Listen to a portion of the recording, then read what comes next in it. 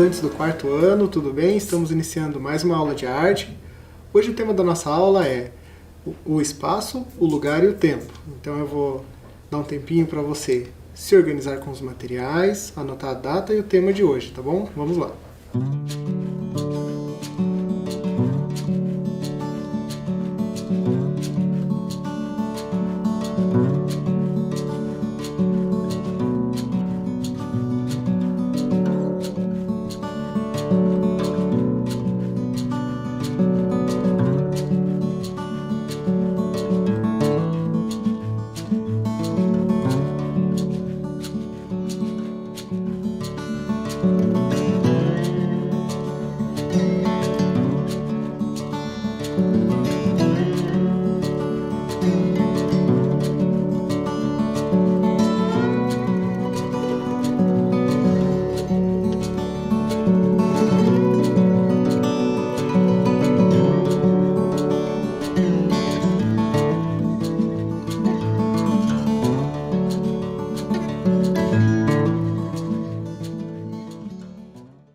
Muito bem, vamos dando sequência aqui.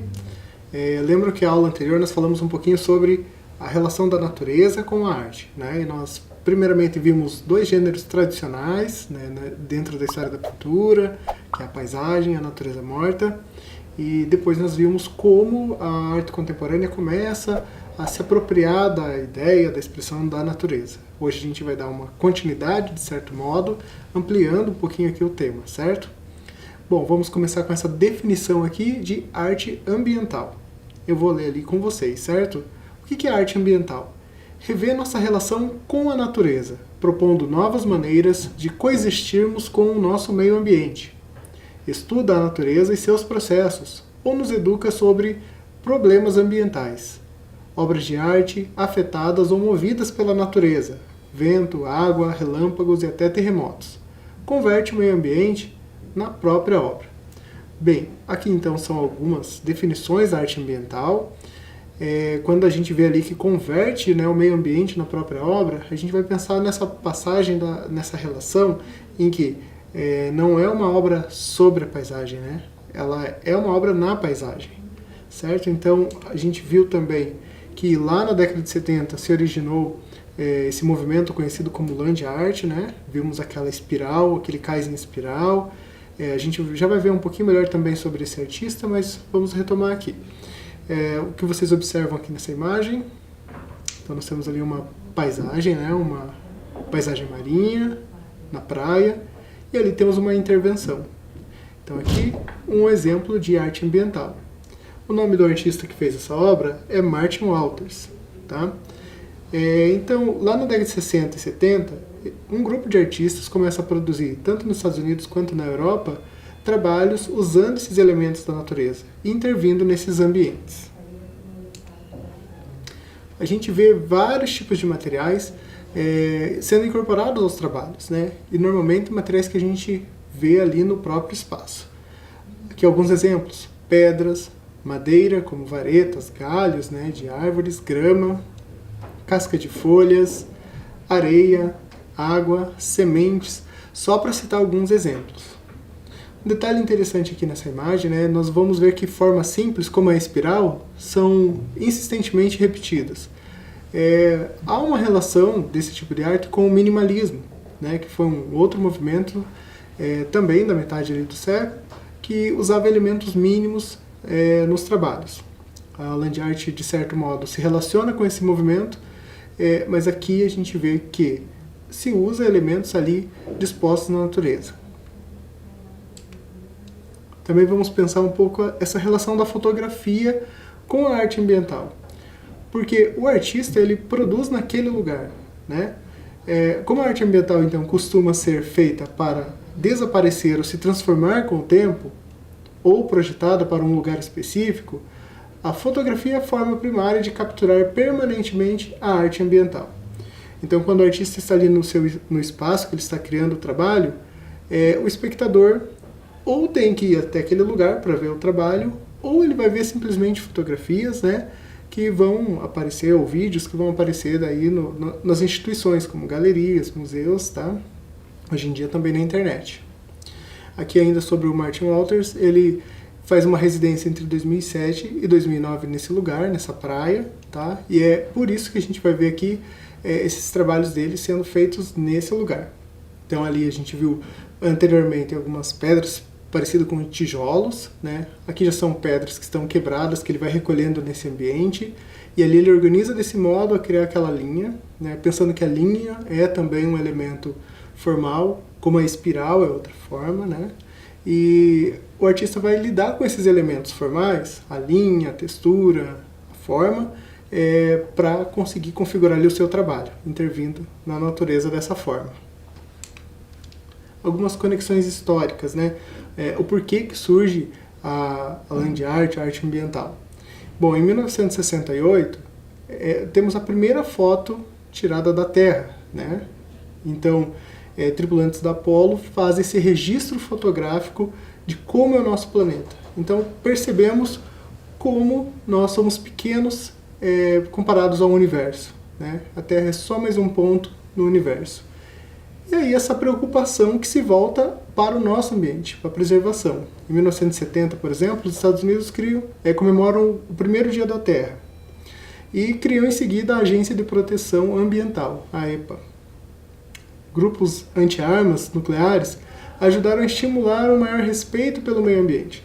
Então essa preocupação com o meio ambiente, nessa degradação, tanto pela industrialização quanto pela guerra, armas nucleares, começa a se evidenciar principalmente a partir aqui da década de 70. E os artistas vão fazer essas conexões, né? Os artistas também vão trazer às vezes coisas que são do seu tempo, que estão vivenciando, e por isso que a gente vai ver essas manifestações. O Robert Smithson, né, que a gente já citou na aula anterior, aqui uma outra vista daquele trabalho dele, lembrando que essa obra tem 460 metros por mais de 4 metros de largura, e foi feita com a técnica da terraplanagem. Algumas máquinas e caminhões foram depositando esse cascalho até formar essa espiral, esse cais em forma de espiral. O artista nasceu em 1938, né, em Nova Jersey, e faleceu em 1973 no Texas. Ele faleceu precocemente em um acidente aéreo. O tema que ele quase sempre trabalha é a entropia. Entropia é uma palavra bem difícil, mas ali está o significado. É uma condição que está se movendo em direção ao equilíbrio gradual. Então aqui o Robert Smithson pensa a entropia enquanto essa busca do equilíbrio entre homem e natureza. Então ele vai explorar o equilíbrio dos opostos, a natureza versus a cultura, o espaço em relação ao tempo, o monumento em relação ao antimonumento e o lugar em relação ao não lugar. Então são coisas e questões sempre presentes no trabalho do Robert Smithson. Outra artista importante, a Nancy Holt, né? Além de ser esposa do Robert Smithson, ela tem logicamente a sua produção independente do ex-marido. Ela nasceu em 1938 em Massachusetts e faleceu em 2014 em Nova York. Ela era cineasta, fotógrafa, artista ambiental e criava seus earthworks, como uma frase ali que ela cita, né, literalmente vendo dispositivos, pontos fixos para rastrear as posições do Sol, da Terra e das estrelas. Aqui temos esse trabalho dela, feito em um parque, né? Enfim, o nome da obra é Dark Star Park. São esferas colocadas nesse espaço no ano de 1984 com um objetivo. Como a Nancy Holt trabalha com a ideia de passagem do tempo ou marcação de tempo, né, essa relação com relógios naturais, marcando posição do Sol, das estrelas, né, e da própria Terra, essa obra fala um pouquinho disso. Esse parque foi adquirido pelo William Ross em 1860, no dia 1º de agosto. Então aquelas esferas ali, elas têm uma função.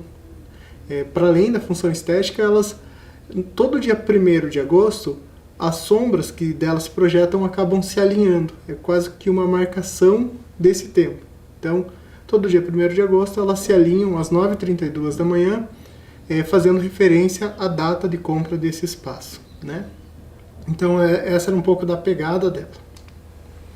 O Martin Walters, como a gente já veio falando dele aqui, ele nasceu na Inglaterra em 1955 e ele fez a residência artística, como havíamos citado, nessa cidade, Spurn Inn. 2007 até 2009. Então, como é uma cidade de praia, ele vai ali, ele se apropria desses materiais e ele faz seus trabalhos ali, quase todos na praia. Então nós vemos que as esculturas que ele cria são normalmente em forma de totens ou espirais. Ele usa também pedras, conchas. Algumas vezes ele faz até com plásticos, né, esse material que acaba ficando na praia, e isso é uma crítica ao lixo que vai poluir os ambientes. Ele também faz desenhos na areia, como aquela espiral que a gente está vendo ali numa das imagens. Então esse é um pouco do trabalho de arte ambiental do Martin Walters. Ele trabalha também com outras linguagens, a instalação, mas ele também é bem conhecido por esse tipo de trabalho. Um outro trabalho bem conhecido, né, que normalmente se faz referência quando se fala de arte ambiental, é esse do Walter de Maria. O Walter de Maria nasceu nos Estados Unidos, em Nova York. Ele viveu entre 1935 e 2013.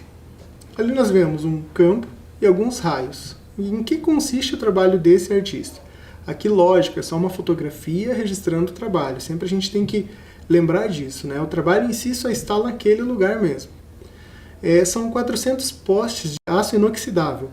Eles funcionam como para-raios, né? Então, por isso, eles acabam atraindo os raios. Ali nesse campo, nesse lugar, há uma incidência grande de tempestades com raios. Então, pensando nisso, o Walter de Maria vai instalar esses postes. E quando você tem uma tempestade, você tem inúmeras descargas aqui de raios, né, elétricas passando por esses postes. E aí você tem esses registros belíssimos, como essa fotografia que nós estamos vendo aqui. O nome é o campo iluminado. O Andy Goldsworth foi aquele artista que nós terminamos a aula anterior vendo, né? Então ele também vai produzir essa arte ambiental, ele também é escultor, fotógrafo e ambientalista. Lembrando aqui do trabalho dele, que ele é daquele artista que critica qualquer intervenção que vai prejudicar o ambiente. Então ele vai usar só os elementos que estão ali dispostos.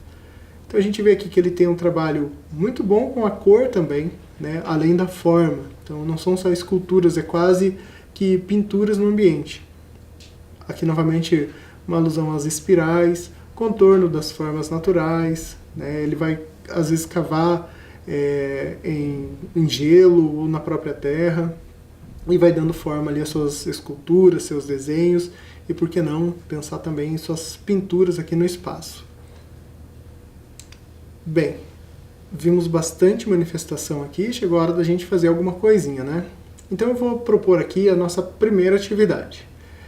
Se na sua casa aí você tem um jardim, um quintal que você possa explorar, e tem aqui, de repente, árvores, folhas, pedras, essas coisas, você vai agora se organizar e vai explorar esses materiais a fim de tentar criar sua escultura aqui, como esses artistas fazem, né? Você vai usar o que você tiver ali disponível. De repente, grama, pedras, galhos, o que tiver. Você vai tentar criar uma forma. Se você não tem essa opção, de repente você mora num apartamento, num lugar fechado e não tem como explorar esse ambiente, eu vou te dar uma segunda opção. O artista Victor Nunes, que é um artista contemporâneo, ele faz postagens no Instagram com coisas que ele encontra naquele dia e ele faz ali um desenho a partir daquela coisa encontrada, coisas do cotidiano. Então ele usa comida e às vezes até outros objetos. Nós vemos aqui uma série de imagens, né? Ali a primeira com pipoca, a segunda com laranja, o abacate, e ele vai pegar esse material e vai fazer ali um trabalho efêmero, né? Um trabalho para aquele momento. Então, se você tem a opção número 1, você pode fazer a número 1. Se você não tem a opção número 1, você pode fazer essa número 2 aqui. Eu vou dar um tempo para você explorar e tentar realizar a atividade. Vamos lá.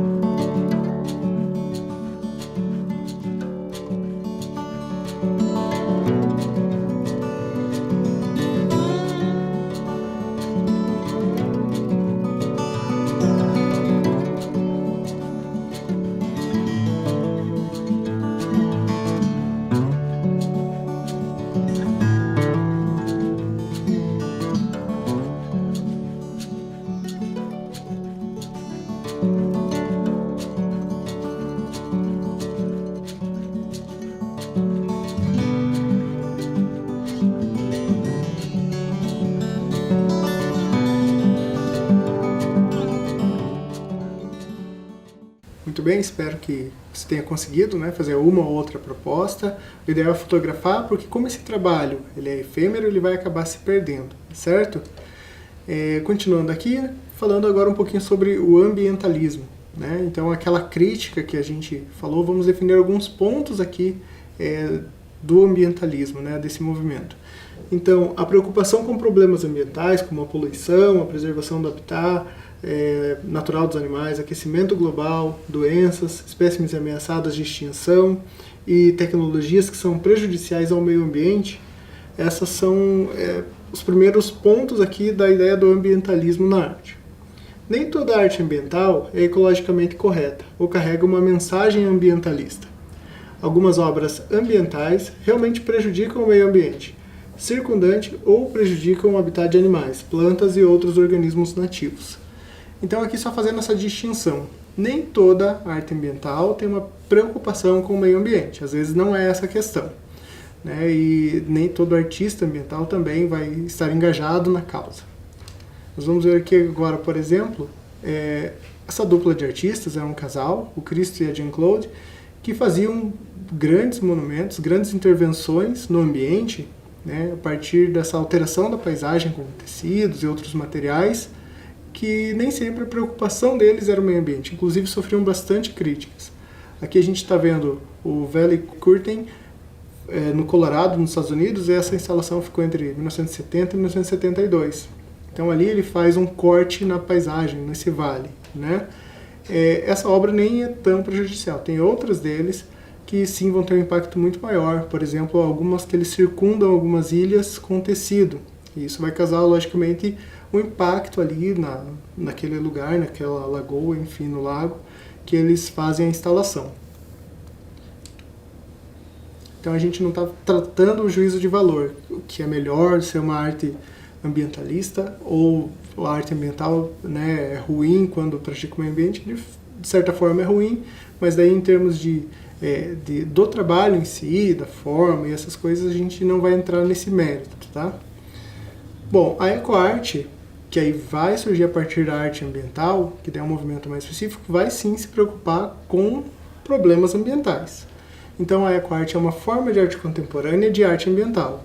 Os ecologistas se esforçam para melhorar o meio ambiente, ou conscientizar outras pessoas sobre as preocupações ambientais por meio de suas obras, e tentam usar materiais sustentáveis ou reciclados em seu trabalho. Aqui, por exemplo, o trabalho da Betsy Damon, de 1999. É feito numa cidade da China, é um parque que tem esculturas que vão fazer esse reaproveitamento da água, e vão utilizar a água. Então as esculturas atuam como parte de um sistema de filtragem que canaliza a água por todo o parque. Outro exemplo, esse trabalho da Jean Townsley, é uma escultura em que 20 voluntários trabalharam por 4 dias formando tubos de papel, né, que eles se apropriaram, se não me engano, de empresas, são rolos de papel que tinham ali dados, contas, enfim, e eles fazem essa escultura gigante ali com 9.375 rolos de papel. Também uma crítica aí ao consumo do papel, né, a degradação que ele traz à natureza e ao meio ambiente. É curioso aqui que essa obra está numa galeria, num museu aqui, né? Ela não está necessariamente na paisagem ou na natureza. Um outro artista, o Franz Krajberg, ele é um artista polonês.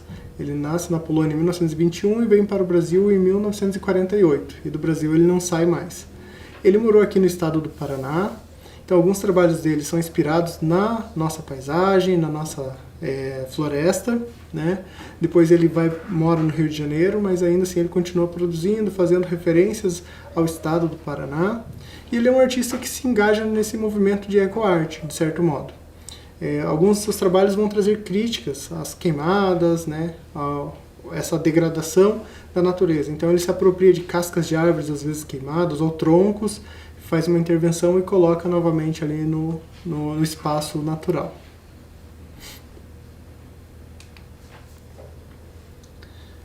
A efemeridade é outra característica desses trabalhos da arte ambiental que temos visto até aqui, né? O que é a efemeridade? Então, efêmero é aquilo que é passageiro, aquilo que é temporário ou aquilo que é transitório, aquilo que não dura muito tempo.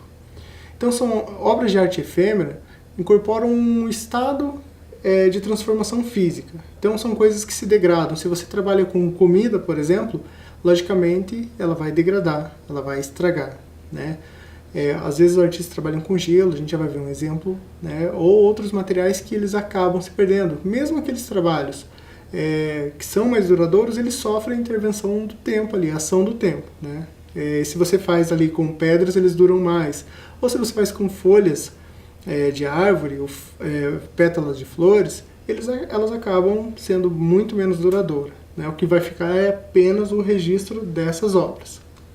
Bem, o trabalho acontece no tempo, nessa transitoriedade de estados. Então o trabalho vai falar normalmente dessa transição de um estado inicial até o estado final da obra ali. Por exemplo, a Nélia Azevedo. Essa artista, ela trabalha com pequenas esculturas de gelo. O nome dessa obra é Monumento Mínimo. Então, monumento a gente sabe que são normalmente esculturas muito grandes, né, que compõem aí as cidades, fazem parte da arte pública, e ela trabalha o oposto disso. Então, monumento mínimo é o contrário de um monumento que é uma coisa muito grande. Até o material, um monumento é feito para durar muito tempo. São materiais duradouros, como a pedra, né, o concreto e outras coisas assim. Ela usa aqui gelo, que é uma coisa que se perde rapidamente. Então, na imagem ali, nós vemos uma pequena escultura de gelo. E aí, logicamente, ela vai derreter no espaço. Ela começa a trabalhar com o tema lá em 1999, a partir de esculturas que ela faz mesmo em ferro fundido e outros materiais. Isso vai dar a ideia para ela, e a partir de 2005, ela começa a trabalhar com essas esculturas de gelo. E ela vai fazer essas intervenções em cidades como essa que a gente tem aqui. Inclusive, ela fez aqui em Curitiba, na Praça Santos Andrade. Então, na escadaria da Universidade Federal, ela colocou muitas dessas esculturinhas de gelo e vão durar ali uma meia hora e depois vai se perder o trabalho, né?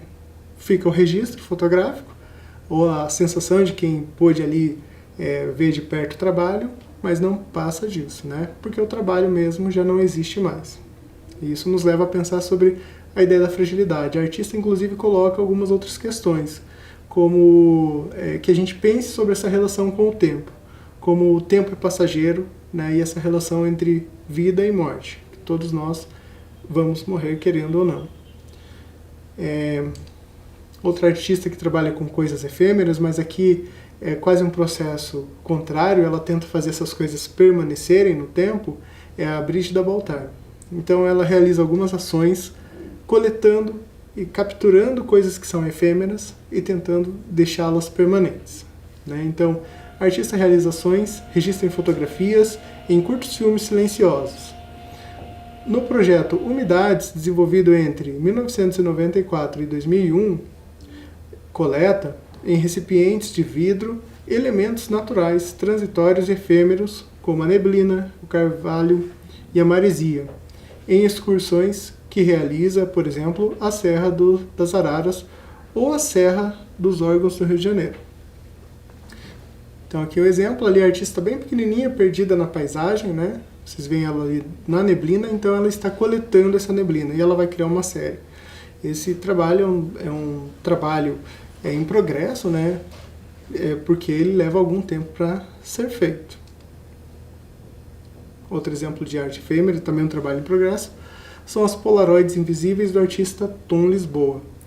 O Tom Lisboa nasceu em Goiânia, né, e ele mora em Curitiba desde 1987.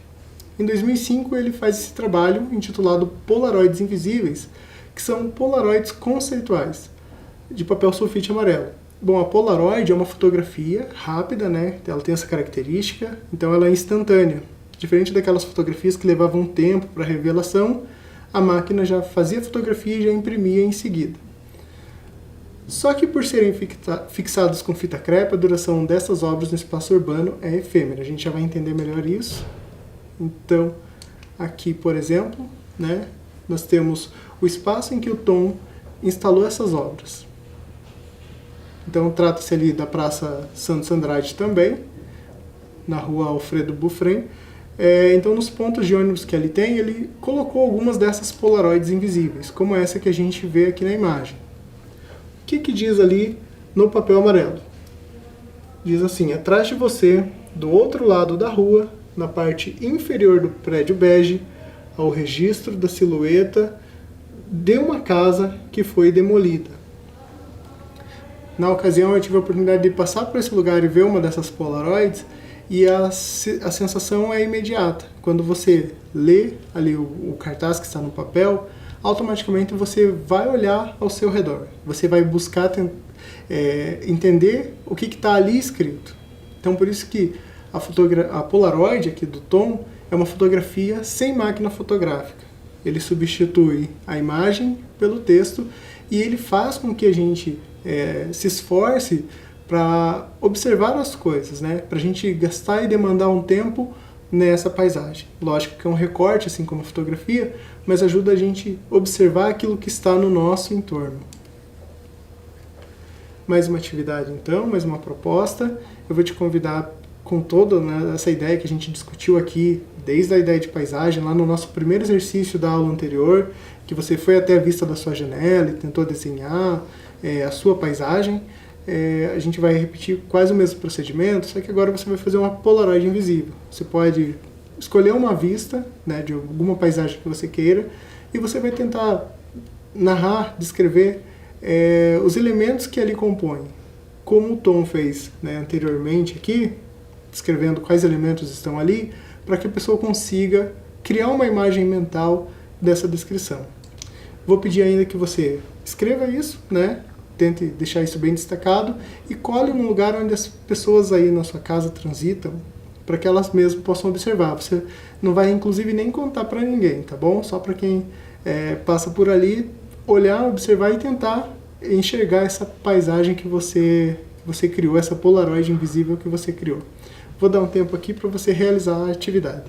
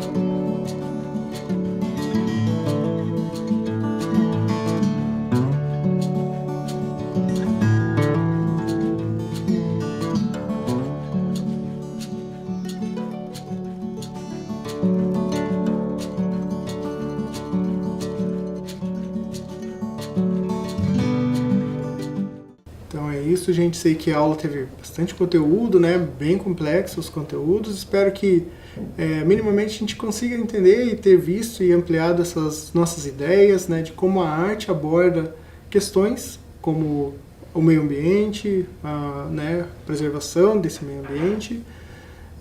Então essas propostas foram pensadas a partir disso. Eu espero que você tenha gostado da aula. Por hoje é isso e até logo.